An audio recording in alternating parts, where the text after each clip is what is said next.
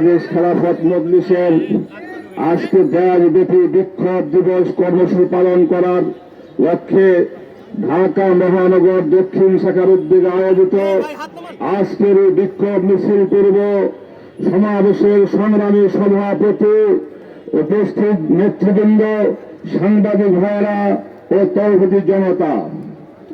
প্রিয় সাংবাদিক ভাইয়েরা, তৌহিদি জনতা, আমরা সকলেই জানি গত দীর্ঘ 16 বছর আমরা খুনি শেখ হাসিনার বিরুদ্ধে আমরা আন্দোলন সংগ্রাম করেছি, আমরা রক্ত দিয়েছি। 2013 সালে শাপলা চত্বরে আমরা জীবন দিয়েছি, 2021 সালে আমরা জীবন দিয়েছি, 2024-এর জুলাই আগস্টের গণ অভ্যুত্থানে।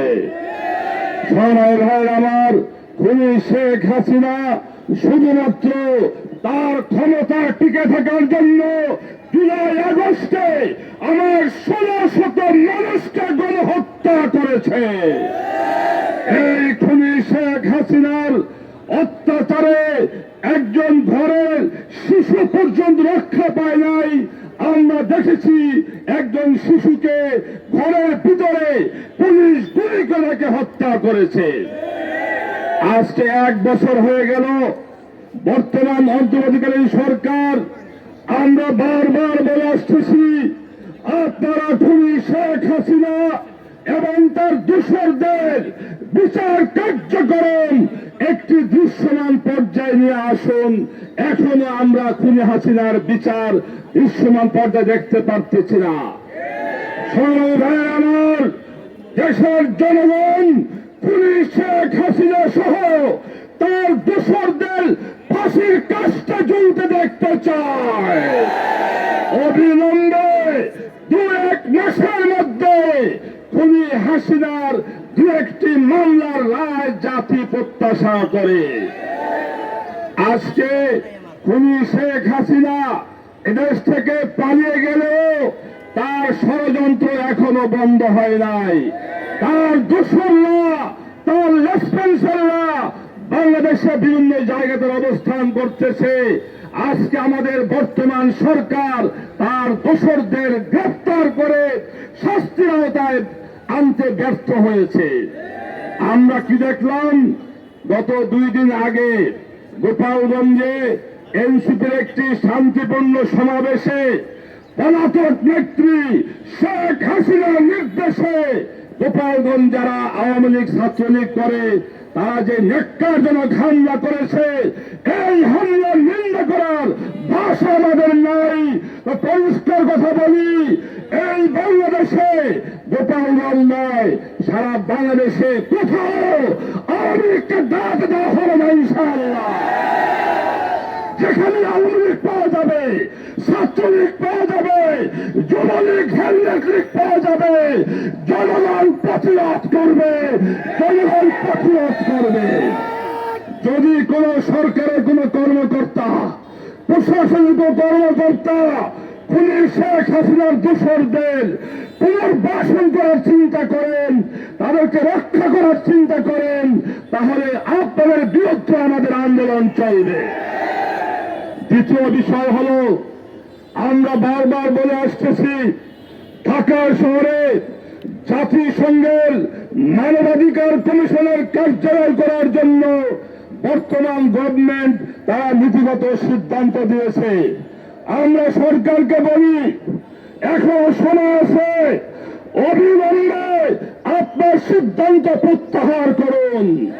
বাংলাদেশের জনগণ ঢাকার শহরে, বাংলাদেশের কোন একটি শহরে জাতিসংঘের মানবাধিকার কমিশনের কার্যালয় দেখতে চায় না, বরদাস্ত করা হবে না। যে কোনো মূল্যে এই সিদ্ধান্ত আমরা সরকারকে প্রত্যাহার করতে বাধ্য করব।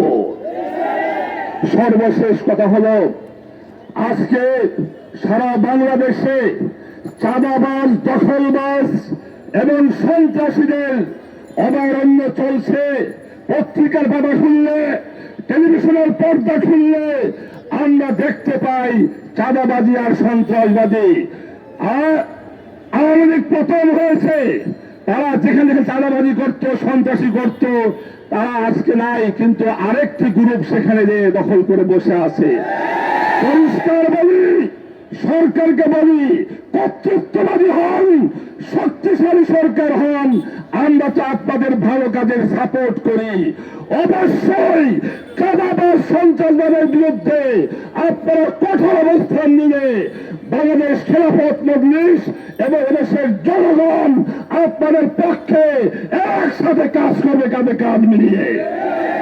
বাংলাদেশে কোন চাঁদাবাদের স্থান হবে না, কোন সন্ত্রাসীর স্থান হবে না, কোন দখলবাজি চলবে না।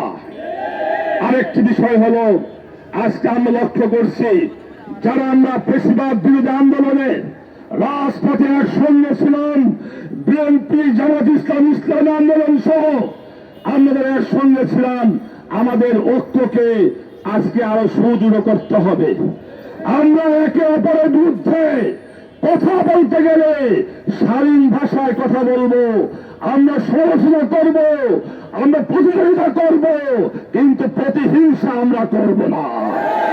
আর আমি সকল দলকে, ফ্যাসিবাদ বিরোধী সকল দলকে আহ্বান করব, এবং গতকালকে আমাদের আমির মজলিস আল্লাহ মামুনুল হক আহ্বান করেছেন, এই মুহূর্তে যদি আমাদের মধ্যে অনৈক্য সৃষ্টি হয় তাহলে আওয়ামী লীগ পুনর্বাসনের সুযোগ পেয়ে যাবে।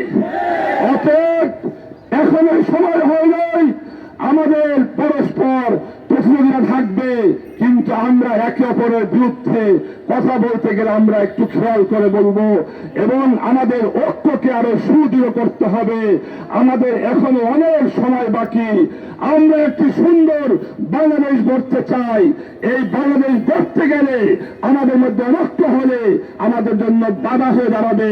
তাই আমি সকল দলকে বলবো, আমরা সকল ঐক্যবদ্ধ থাকবো এবং আমরা একে অপরের বিরুদ্ধে কাদা সরাসরি করি এবং অশালীন কোন বক্তব্য আমরা দেব না। আমি সবাইকে ধন্যবাদ জানাই।